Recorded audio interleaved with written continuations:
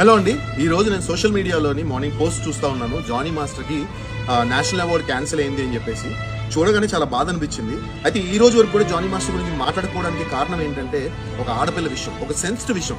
ఏదైనా వాళ్ళకి ఏదో ఉండొచ్చు, అది లీగల్ గా జానీ మాస్టర్ ప్రొసీడ్ అవుతారు అండ్ ఆ అమ్మాయి కూడా ప్రొసీడ్ అవుతుంది. బట్ ఈ రోజు Jani Master national award cancel చేసే రేంజ్ కి వెళ్ళిపోయింది సిచ్యువేషన్. అంటే చాలా చాలా చాలా బాధపడుతున్నా. యాజ్ అ డాన్స్ మాస్టర్ గా నాకు తెలుసు డాన్స్ మాస్టర్స్ ఎంత కష్టపడతారని. ఒక సినిమా తీసుకుని ఒక సినిమా అది హిట్ కొట్టి ఆ డాన్స్ మాస్టర్ స్టెప్స్ హిట్ అయ్యి ఇంత చేసిన తర్వాత ఒక డాన్స్ మాస్టర్ కి లైఫ్ అనేది వస్తుంది. ఓకే, ఈరోజు ఆయన ఎంత కష్టపడి ఉంటే, ఎంత కృషి చేసి ఉంటే నేషనల్ అవార్డు రేంజ్కి వెళ్ళి ఉంటాడు. కరెక్ట్ గా నోటి దగ్గర దాన్ని కాలుతో తన్నేశారు. సో ఇది అసలు కరెక్ట్ కాదు, చాలా తప్పు. ఎవరైతే అమ్మాయి ఉంది కూడా ఆ అమ్మాయికి చాలా సార్లు మేము కూడా పిలిచాం వర్క్ వైజ్ గా. నా దగ్గర కూడా వర్క్ చేసింది తను.